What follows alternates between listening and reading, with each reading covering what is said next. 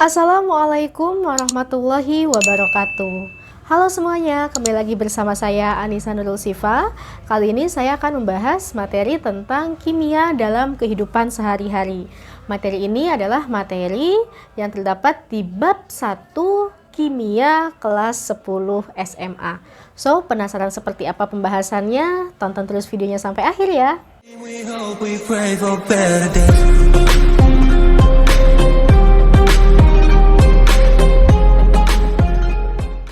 Akan ada 5 poin yang saya akan bahas. So, langsung saja masuk ke poin yang pertama, yaitu bahan kimia rumah tangga. Nah, mungkin kalian bertanya-tanya, apa sih maksudnya bahan kimia rumah tangga? Nah, bahan kimia rumah tangga itu seperti deterjen, sabun, sampo, pengharum pakaian, dan lain sebagainya. Nah, biasanya di benda-benda tadi, di dalam suatu kemasannya terdapat ingredients atau bahan-bahan. Nah, kalau kalian baca lebih teliti, di dalam ingredients tersebut atau bahan-bahan tersebut ada loh nama kimianya gitu ya. Atau ada nama-nama yang berkaitan dengan kimia atau bahkan senyawa kimia. Nah, sebagai contoh saya punya salah satu bahan kimia rumah tangga yaitu sampo. Nah, sampo ini adalah sampo yang biasa saya gunakan sehari-hari.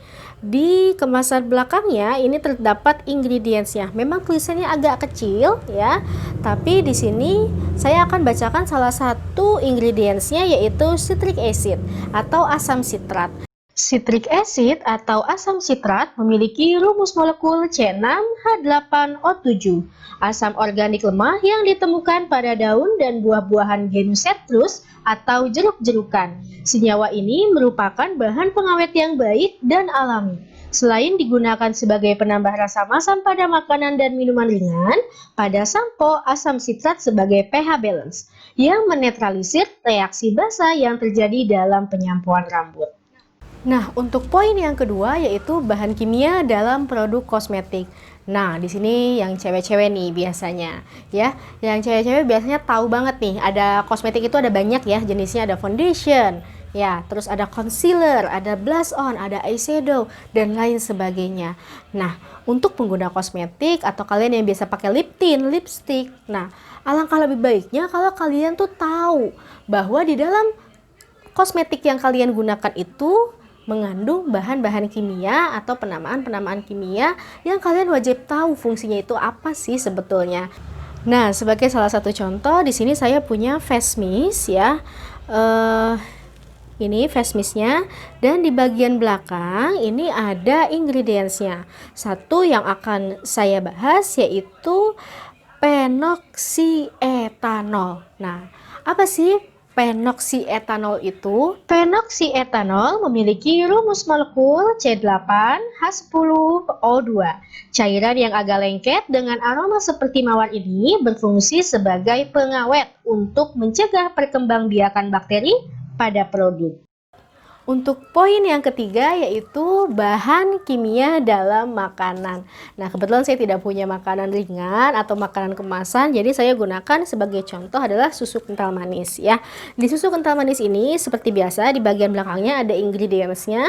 Yang saya akan jelaskan di sini adalah komposisi yang pertama muncul yaitu sukrosa.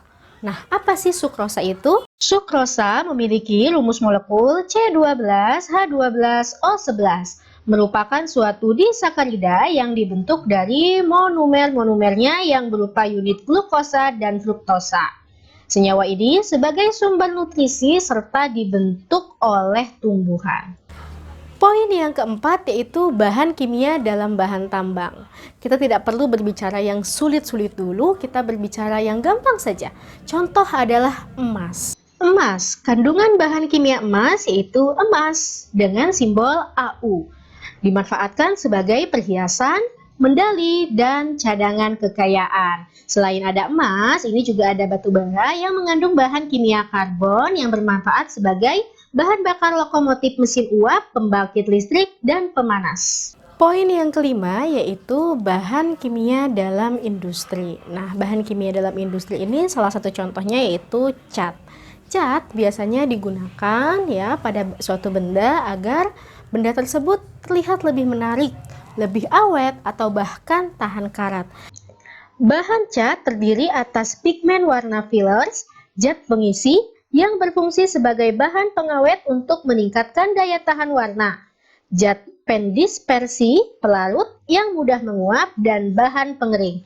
Contoh pigmen warna adalah titanium dioksida untuk warna putih, besi 3 dioksida untuk warna kuning, merah, dan coklat, dan masih banyak lagi. Oke teman-teman, segitu dulu videonya. Semoga bermanfaat dan sampai jumpa di video selanjutnya. Bye-bye. Wassalamualaikum warahmatullahi wabarakatuh.